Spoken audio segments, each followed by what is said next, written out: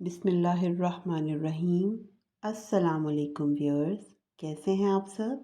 उम्मीद करती हूँ कि आप ठीक होंगे। अल्हम्दुलिल्लाह मैं भी ठीक हूँ। आज मैं आपके साथ फ़्रेश दूध से खोया बनाने की रेसिपी शेयर कर रही हूँ, जो कि बहुत ही इजी होता है। इसमें कोई इंग्रेडिएंट और यूज़ नहीं होता सिवाय दूध के। फुल क्रीम दूध या फ्रेश दूध जो होता है वही हम यूज़ करते हैं बनाने के लिए। ये 2 लीटर तकरीबन मेरे पास दूध था। इसको मैंने बॉईल करने रख दिया। जब इसका बॉईल आ गया तो फिर मैंने इसकी स्पीड जो थी वो मीडियम टू लो फ्लेम कर दी और उसी पे ही कंटिन्यूसली ये लगातार इसको चलाते हुए हम बनाते रहेंगे। वो आप देखेंगे कि मैं इसको जब बना रही हूँ तो पूरा स्टर करती जा रही हूँ, हिलाती जा रही हूँ, तब तक कि जब तक इसकी हमें कंसिस्टेंसी जितनी चाहिए वो हो ना जाए। शुरू में तो जब हम इसका दूध इसमें डालेंगे तो बॉयल आने के बाद इतना ज़्यादा नहीं, आप बस थोड़ा ध्यान रखना होता है उसके पास खड़े होके कि गिर लग ना जाए या कुछ।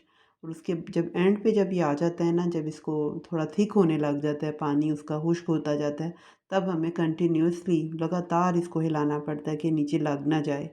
हालांकि देख रहे हैं आप, ये मैंने नॉन स्टिक पैन में कुक कर रही हूँ, पर फिर भी हमें उसे साथ साथ हिलाना पड़ रहा होता है क्योंकि इसके पानी अब वेपोरेट होता जा रहा है। ये देख रहे हैं आप, बिल्कुल काफ़ी पानी इसका वेपोरेट हो गया है। अब बस थोड़ा सा ही रह गया, इसको मैंने और वेपोरेट करना है।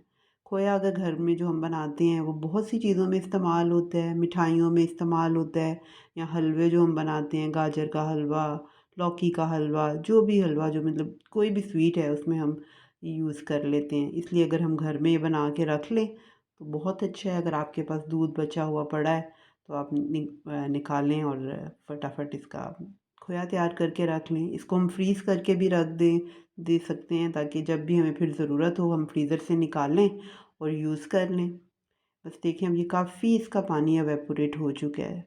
बस इस टाइम पे मैंने इसको हिलाती रही हूँ, बस फिर इसके खड़ा होना पड़ता है। 5 10 10 12 मिनट तकरीबन हमें पास ही खड़े होकर इसको बनाना है। बस यही इसका थोड़ा सा प्रोसेस होता है कि इसको बस जो हमने हिलाते रहना है, बाकी कोई ऐसा इसका नहीं है। बस दूध है, इंग्रेडिएंट ही कोई नहीं है, ना इसमें कोई बटर डला है, ना इसमें कोई क्रीम, कोई घी, कुछ चीज़ यूज़ नहीं होनी सिवाय दूध के। बस दूध लें और आप इससे आराम से ये बना लें। अब जी इस कंडीशन पे ना मैं इसे उतार लूँगी, काफ़ी थिक हो चुका है। अगर इसे पतला भी रखें तो वो भी सही है, मतलब बिल्कुल मुझे तो इस तरह ही सही लग रहा था कि थोड़ा, क्योंकि ठंडा होके भी इससे फिर थोड़ा सख्त हो जाना है। क्योंकि जब हम स्वीट्स में फिर डालते हैं वो फिर ज़्यादा ही नरम भी इतना अच्छा नहीं लगता, थोड़ा सख्त होता है तो उसके वो चंक्स से आते हैं ना हलवे में या कुछ, तो वो ज़्यादा अच्छे लगते हैं। तो बस मैंने इस कंडीशन में इसको बाउल में निकाल ली है। ठंडा नॉर्मल सा हो गया था तो मैंने इसको इसमें शिफ्ट कर दिया। इसको थोड़ा सा प्रेस कर दूंगी और इसको इसी किसी भी जिसमें भी बर्तन में आपने इसको रखना है उसमें थोड़ी देर ऐसे रख दें ताकि वो फिर जम जाएगा उसमें, तो फिर आपको उसमें निकालना भी वैसे भी देखने में भी अच्छा लगता है।